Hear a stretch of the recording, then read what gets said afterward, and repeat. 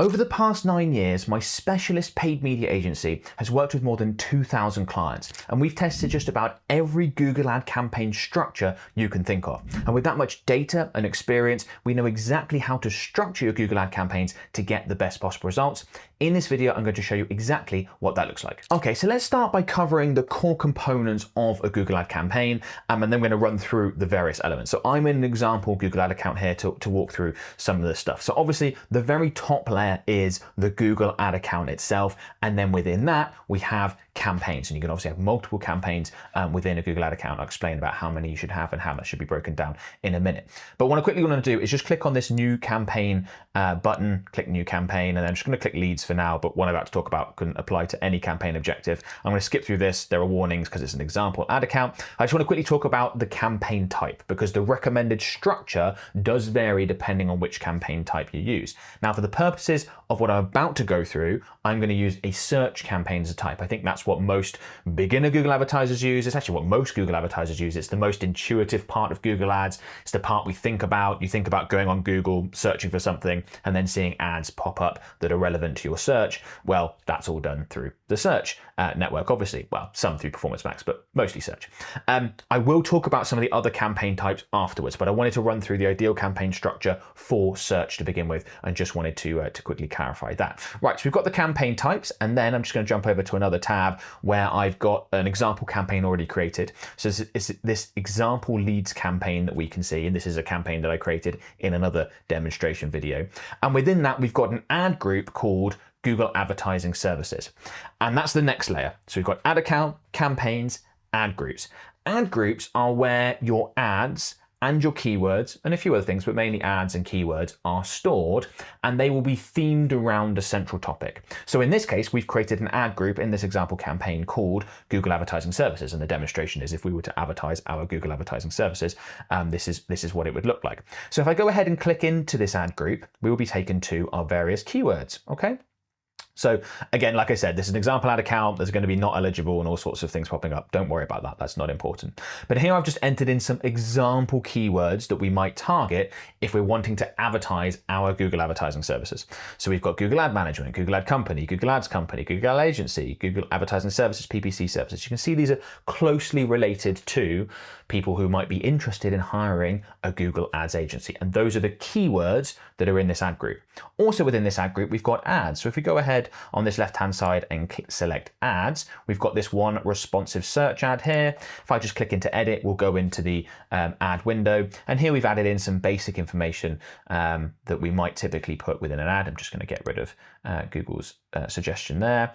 And we've got headlines like Google Ads Agency, generate more conversions, decrease your cost, average 30% improvement. We've added in descriptions, which is part of the ad, schedule a call to find out more how we can help today, take a look at our fantastic track record case studies. And this is what the ad would look like. We've got the headlines here, we've got the description, and we've also added in, and this is also included as part of the ad, or can be if you include it, are ad assets. So things like site links. So these are links on our ad where people can click on those instead of going through to the main URL that our ad is sending people to. They come through to specific pages on our website instead. So they can come through to our Google Ads page, or our case studies page, or our contact us page on our website. And if we scroll up, we should see what that looks like. An example, yeah. So these two here, you can see contact us, Google Ads. Those are site links. And this site link extension, or site link asset, I should say, they used to be called Google Ads extensions. They're now called Google Ads assets, is one of a number of different assets that you can add on. So we've got more asset types in here, promotion, prices, calls, call outs, which we have added in, average 30% improvement, an agency that cares, outstanding service are examples of call outs. And if we scroll up, we should see them in there at the bottom of the ad there, outstanding service, an agency that cares, that sort of thing. So this is our ad with the ad assets, and then we've got our keywords, and those are the things that are within an ad group. I'm trying to make this as simple as possible. Hopefully you get that and follow along if you're not already familiar with the various elements. And the question when it comes to structure is, how much of each one should we have here? Like, what's the magic number? How many campaigns, how many ad groups, how many ads, how many keywords? And that's really what we're going to run through, because that stuff is quite important. So I think one of the easiest ways for me to explain this is to use an example. So we're going to take a business, let's assume they offer landscaping services, right? And then within that, they can break their service down into a few sort of extra things and different services they offer. So it's traditional landscaping services is one option. Let's say they also do patio cleaning, they do patio laying, and they do grass cutting, just as an example, right? So they have those 4 core services is what they offer, some garden maintenance type stuff in there as well.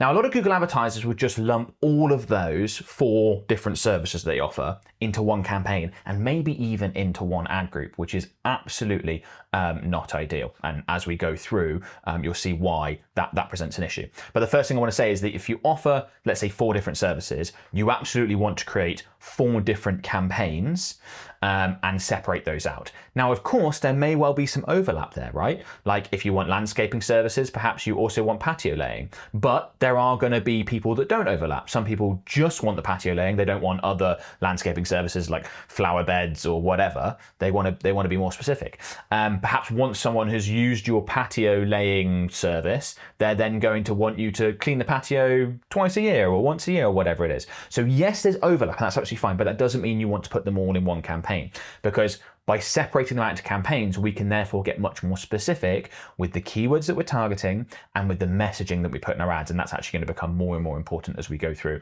and we get to the ad group level.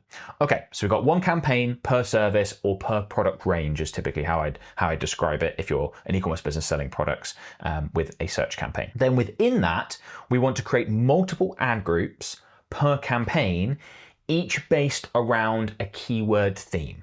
So what we want to do is we want to break down each one of those 4 services into its component parts so that we can get that much more specific. Okay, so let me give an example. Let's take the sort of traditional landscaping services. Now that's pretty broad. We could break that down. I've written down some examples that we could then break that down into that people might be interested in that specific element of it, but not the rest of them. So we could have an ad group for flower beds, another one for artificial turf, another one for leveling land, another one for decking, another one for rockeries. And then of course we would also want an ad group for actual landscaping, because the ad groups want to be based around what people are searching for. And there will be people searching for landscapers, landscaping near me, but there will also be people searching for things that are more specific.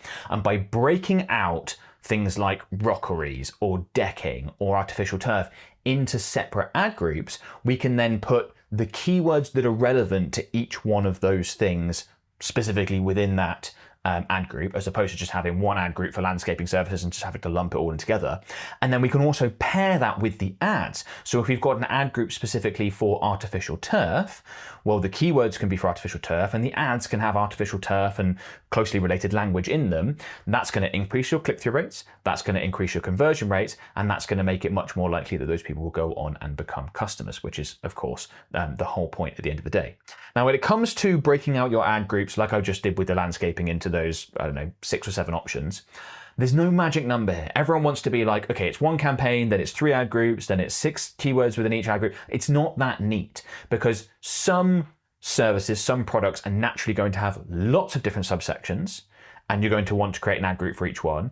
Some are going to have very few. So we use the landscaping service as an example, as a service that we're breaking down.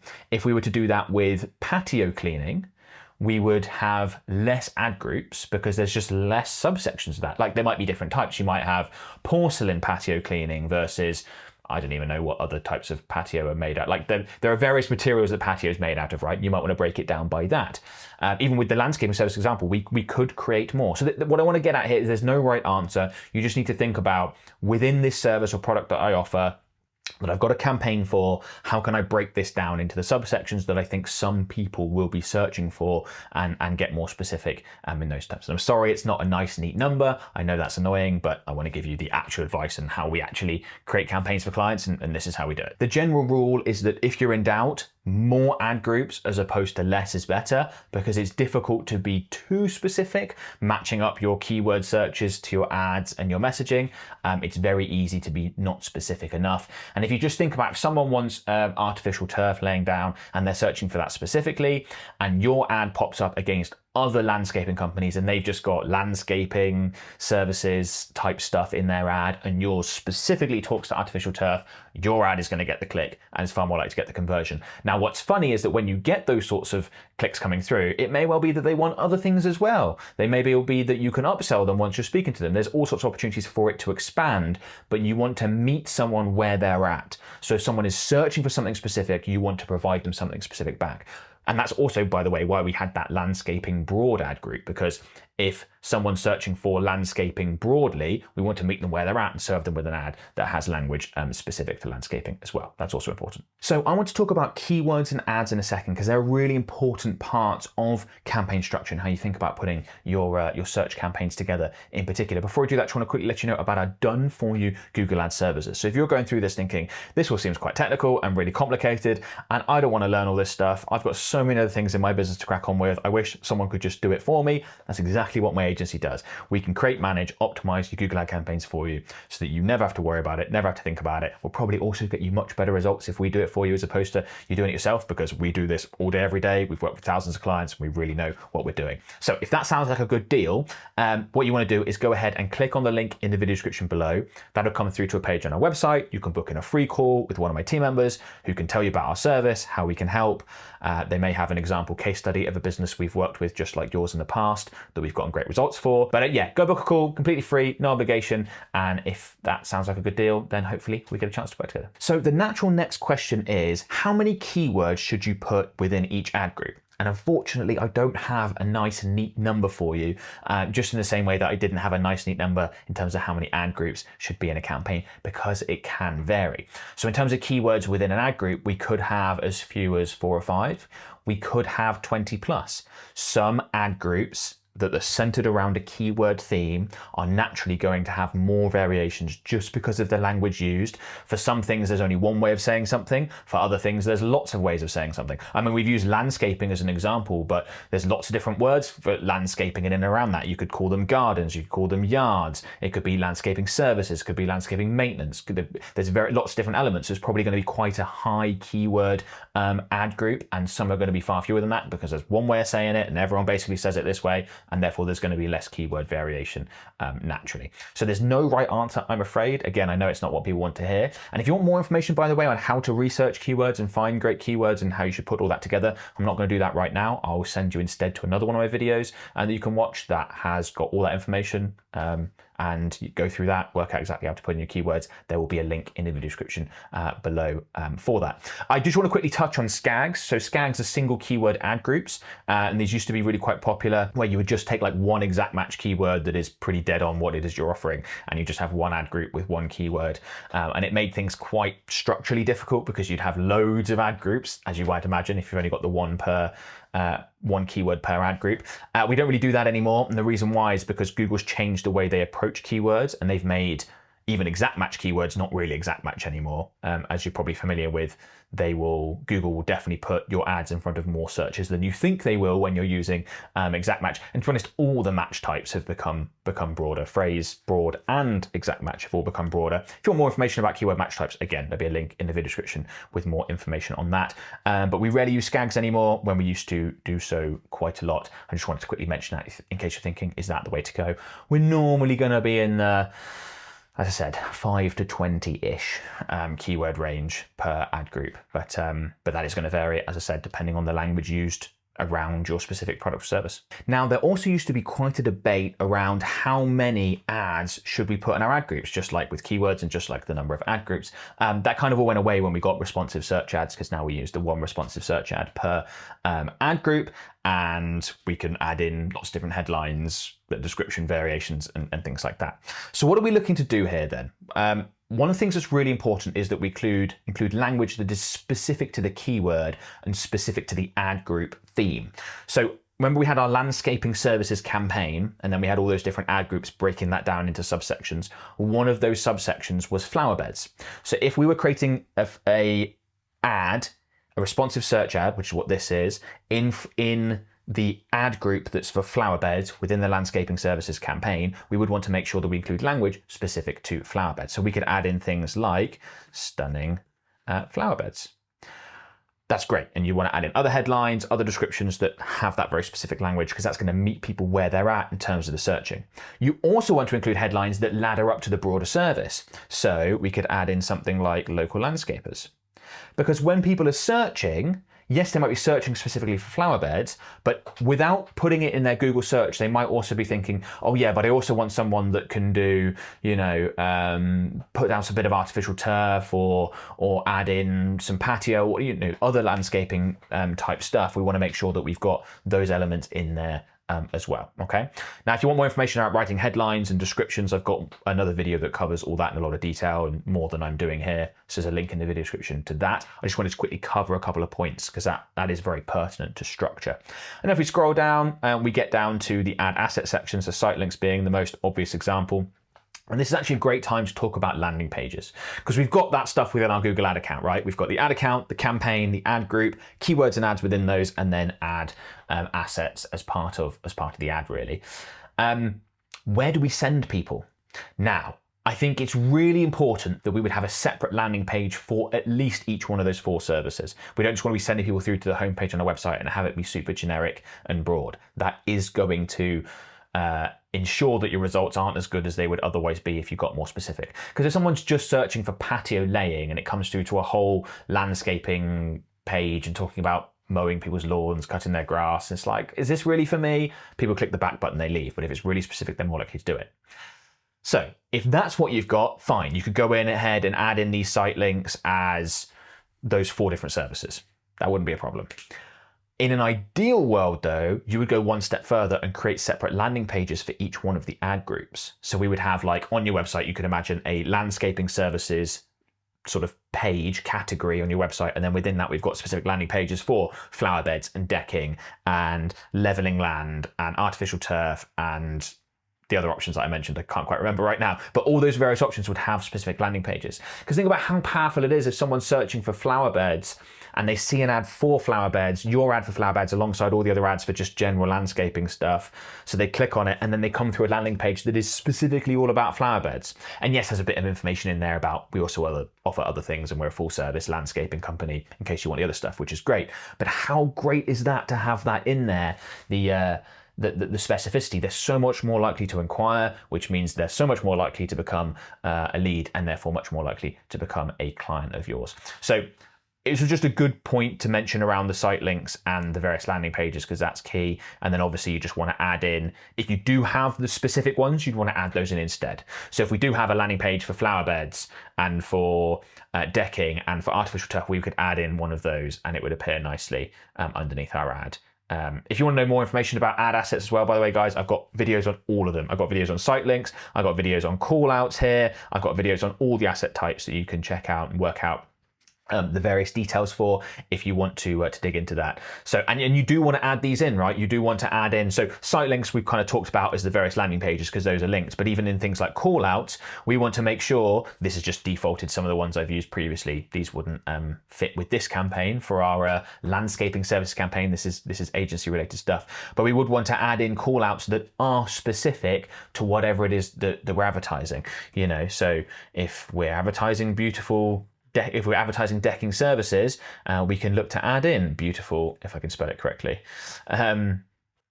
beautiful decking and various other call outs that are specific to that ad group, because that specific language, and I know I sound like a broken record, let me cancel this out. That specific language is what gets people to click, and it's what gets people to convert, because people go, this company's perfect for me. They offer exactly what I want. And then with ad assets, you basically want to add in as many of those as are applicable depending on the product or service that you are looking to advertise. This is the general rule with ad assets. Okay, so that's how I would structure a search campaign. There are probably far less hard rules than you were expecting. And I know that can be frustrating. There's not like this many ad groups, this many keywords, etc. But I think what I've described is actually how we do it, and therefore it's the most useful, which it it is flexible within the guardrails that I've provided. And hopefully you've got an idea now of how we would break things down, and I've accurately demonstrated that. But you might be thinking, okay, that's a search campaign. What about the other campaign types, particularly Performance Max? And I love Performance Max campaigns. I always recommend beginners start with search, get that to work, and once that's working, look to scale and expand into a Performance Max campaign. You might be thinking, well, how does that look like structure-wise, or how do the other campaign types look like structure-wise? If you're interested in that, I strongly recommend you check out this video, because in this video I walk you through the entire process of creating a Performance Max campaign from scratch, adding in all the various elements, and talk through a lot of those details that you're going to need to know, because of course structure is different depending on the campaign types, and we know that Google Ads is not just search, there's many other various elements, and you want to take advantage of those. So if you haven't already, go ahead and check this out.